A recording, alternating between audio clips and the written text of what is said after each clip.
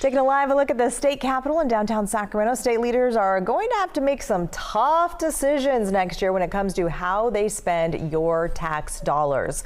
The latest update from the state capitol shows California could be facing one of the biggest budget shortfalls in state history. KCRA 3 Capitol correspondent Ashley Zavala joins us now, breaking it all down. This is a huge deficit. This is significant, and it's reminiscent for many back to the early 2000s. Governor Newsom and state lawmakers this year are going to have to figure out how to solve that $68 billion budget problem as state spending negotiations begin next month. This update comes from the State Legislative Analyst Office, also known as the LAO. It's the agency that guides lawmakers in the state's financial decisions.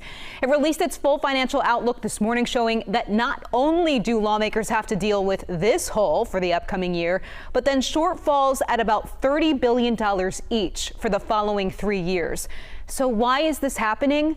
The state's financial experts say several reasons, but primarily point to those delayed tax returns that just recently came in because of the strong storms from earlier this year that delayed returns. So as we've been reporting, lawmakers and the governor put together a state spending plan last summer without having a full financial picture from those returns, which ended up coming back billions of dollars below expectations, $26 billion to be exact.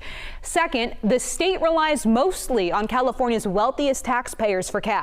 Those earners, as we have been reporting, have been impacted by an underperforming stock market, persistent inflation, and job losses in high-paying industries like tech. So what's next? The LAO made a set of suggestions, including tapping into the state's record reserves, which are at about $37 billion right now. It also suggested state leaders consider cutting billions in education funds, plus halting the use of any money that it earmarked for one-time programs that it hasn't spent yet. That includes programs that are related to transportation and the environment, for example. The LAO also said this could warrant the governor declaring a budget emergency in order to tap into that state's rainy day fund. The LAO said the rainy day is here. We describe this as a serious budget problem, though we would stop short of describing it as a budget crisis. The state has a fair number of budget tools at its disposal. And, frankly, the cash position of the state government is much healthier than it was, say, in the time around the Great Recession. A lot of tough conversations are ahead for the governor and legislature, no doubt, but the governor will kick things off when he presents his proposed sort of first draft of his state spending plan. This is a long process, but it could really get going early just based on these conditions. And Ashley, what's the likelihood he actually declares a budget emergency? Yeah, we've asked this because that's the big question now. It's to be seen. We sat down with the spokesman for Newsom's Department of Finance, H.D. Palmer. He noted the governor at this point is weighing all options and to stay tuned for that presentation in January.